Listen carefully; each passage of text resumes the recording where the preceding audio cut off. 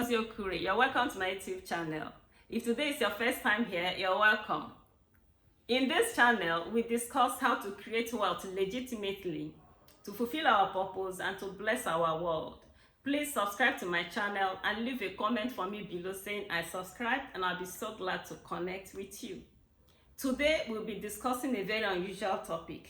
We will be looking at the other side of Rita Dominic'S Lavish party. Yes, the other side of Rita Dominic'S Lavish party. Now, Rita Dominic, for those who don't know her, is a Nigerian actress, and recently she had a wedding, and that wedding was full of glitz and glamour. So we are looking at the other side of that party, and I start with the story. You see, I'm the type who doesn't have so much time for home videos. I rarely watch home videos, and when my children were young, it was a no-no in my house. Now, I never really know much of the actors and actresses. I didn't know much about their industry, but something happened when about October last year when I started my YouTube channel. Now, I discovered that it takes a lot of brilliance to do the things they do. It takes a lot of effort, a lot of hard work, a lot of brilliance, okay, to do the things that actors and actresses do. Now, why do I say that? I discovered that to sit before a camera and record a 4-minute video was such a hard work for me. It used to take a pound of flesh from me, okay? It was such a difficult thing for me to do. And when I see that these actors and actresses do that for hours, okay? They do that for hours, reciting scripts that are long. It inspired a new level of respect for them, okay? So I want to wish you the best, Rita Dominic. I pray that you will find peace in your home. Now, talk about glitz and glamour. It was present in that wedding. Our people are very beautiful in their native attires. We are very beautiful people, especially when we dress up in our native attires. It reminded me of Caracas, okay, when I was in Venezuela, that we would dress in our native attire sometimes, and you step out of the metro, you step out of the train, or you come out in the town, and all heads will turn and be looking at you, looking at us and admiring us. Sometimes they will even pull out their cameras and they want to take our pictures. So we are very beautiful in our native attires, but that is when we are decently dressed. There is nothing absolutely beautiful about nudity, okay? Now, as I was watching that video, okay, of that wedding, I remembered rather what Bishop Oyedepo said in one of his popular sayings. He said that life is in phases and men are in sizes.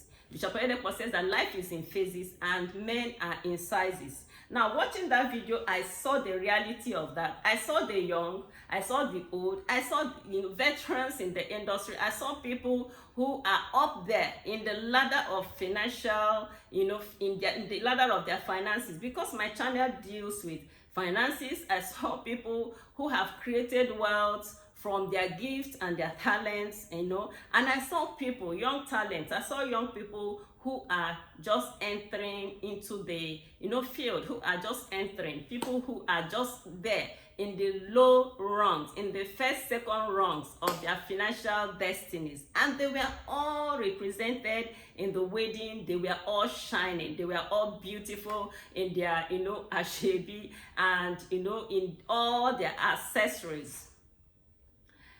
I have a word for both groups, whether you're starting off in the lowest ladder of the financial destiny, or you are up there in high up in your ladder, in the ladder of financial destiny. I have a word for you. But let me start with the people who are just starting. I start with the young people who are just starting off in their financial destiny. I start with you with a story.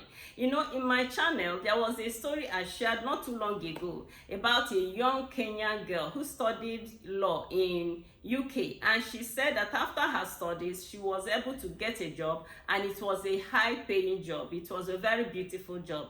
Now this young girl said that the only thing she knew about money was how to spend money. She said she didn't know anything else apart from how to spend money, and consequently, according to her, she lived a champagne life. She could take off from, Kenya and come for a party. She could take off from UK and come for a party in Kenya and go back to, UK to be in the office on Monday morning. She said she was just spending her money. Now, when she decided to go back to Kenya, she left with no savings at all. She left broke. In fact, when she got back to Kenya, she didn't even have money to rent an apartment. She had to share her mother's room with her. That was how bad it was. She didn't save anything. So if you're starting off in your career, just like this young person, I want you to learn from her story.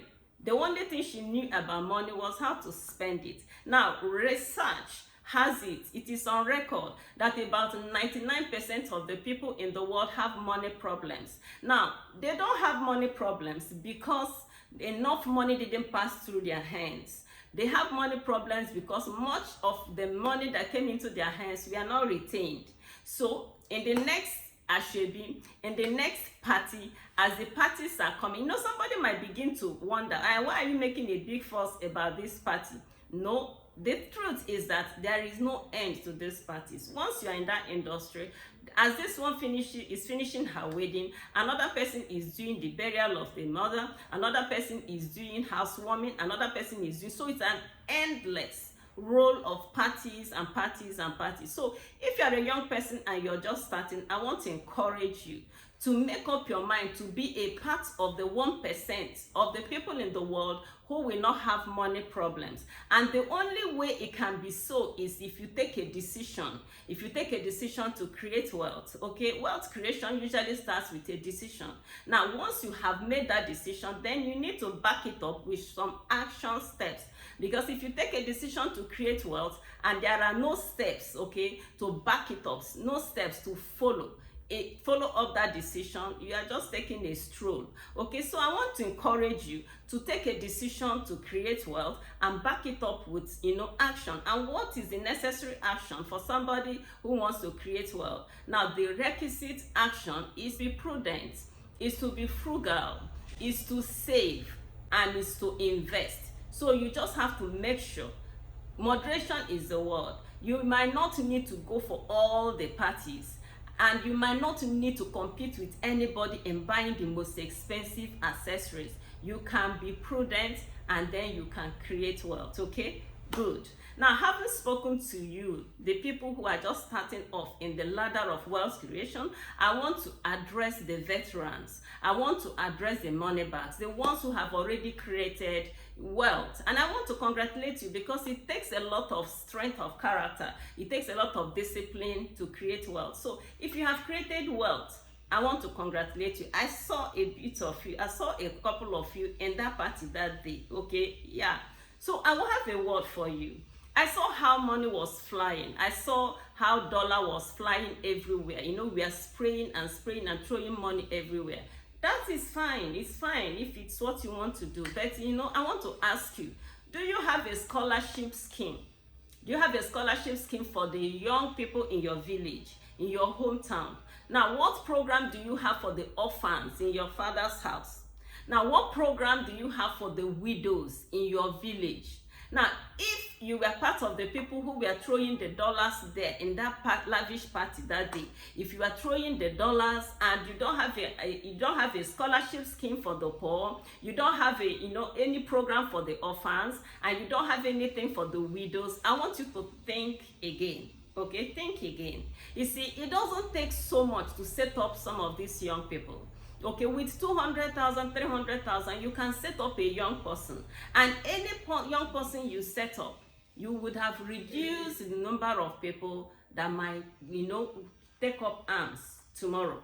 So I want to encourage you, please, the next time it is time to throw money, as you're spraying, remember that you can still use the same money that you're giving to the wealthy. restrain a bit of it and use it to lift up a poor person from your village. There are so many of them. Each time I go, you travel to the village, they are there. You can decide to, restrain some of this money that we're lavishing and use it to, lift up somebody. Because the more poor people we have in the nation, the more crime we will have, okay? Thank you so much. I know you're going to do something about that. You're going to look out for the next young person who will call on to you for help and see how you can help them, okay? Good. Now, having said that, for the the people who are starting and the people who are already wealthy, I just want to say one more thing and I'll round up this video. You see, last December, I had an opportunity to stay with people who were cooking party jollof rice. And I saw all the things that went into that pot. And one thing that came to my mind is this: there is no way anybody can eat this consistently. Anybody can eat so much of this without getting sick. Because there are so many things that are no-nos, so many things that are contraband when it comes to healthy living that entered into that pot, okay? Somebody can eat that occasionally, but to make it a lifestyle, every weekend you're in a party, eating and drinking all such things, the person will eventually become sick. Because the easiest way to destroy one's health is through the things we eat. And there are a lot of things that are eaten in parties. There are a lot of things that are used to cook food outside your home that might not be very good for your health. Someone says that people who cook food outside, they cook to make profit, they don't cook to nourish you. So it's so important that you curtail the amount of things you eat outside, the amount of drinkings and all that. Take care of your health. Why does this concern me? It concerns me because in my channel we discuss wealth creation, and your health is tied to your wealth. When you lose your health, the possibility of creating wealth is gone. So I want to encourage you to be careful about what you eat. I want to encourage you to be prudent and to bless your world. That is the whole essence of creating wealth, to fulfill your purpose and to bless your world. Thank you so much for being a part of this video. I encourage you, if you've not subscribed to my channel, to subscribe to my channel and put on your bell notification, share the link, give me a thumbs up, and at the description box you will see the link to my author's page in Amazon. You will love my books, they're very reader friendly. Thank you once again for being a part of this video, and until I come your way next time, keep thriving.